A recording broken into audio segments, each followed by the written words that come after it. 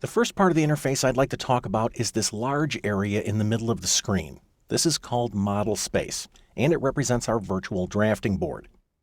As you can see, I have a drawing open currently. I do not expect you to open this same drawing. The only reason I've opened the file is so that we're not looking at a completely blank interface. Now, the best part about model space is that it's infinite in size. That means we can draw anything we want, whether it's a contact lens or a complete city block, and we can draw it at true size, or 1:1. This is a complete departure from the way we did things when we drafted with paper and pencil. When we were creating our drawings on paper, we had to construct our geometry to a scale, such that it would fit within the confines of the sheet. Now that we're creating our geometry in model space, we are no longer restricted to the boundaries of our page. We can construct our geometry at true scale. Model space is more than just a flat plane. It's also a 3D environment. Take a look at this tool in the upper right corner. This is called the view cube. And as I pass my cursor around over this block, we can see several hotspots. I'm going to click the hotspot in the lower right corner. When I do, AutoCAD adjusts my view such that I'm looking at model space from a southeast isometric view.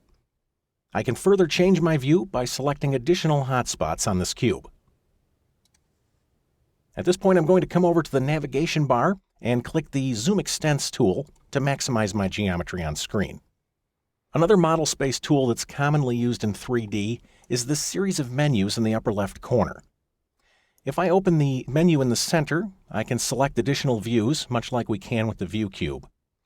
If I select the menu on the right, I can adjust my visual style, altering the way my 3D geometry looks on screen. As an example, I'm going to select Conceptual, and you can see the difference. Let me stress that we are going to be working in 2D in this title. The reason why I'm showing you these additional 3D tools is, in the event you accidentally change one of them, you can always set your screen back the way it was. That being said, I'm going to change my visual style back to 2D wireframe, and then I'm going to go back to a top view, the same view where we started. I'll do that by clicking the top hotspot on the view cube. And fortunately, the orientation of my part is correct. In the event your geometry gets rotated, you can always use these arrows in the upper right corner to rotate your view in 90-degree increments. Once again, I'll maximize my geometry on screen. If we look towards the bottom of the interface, we can see that model space is actually a tab.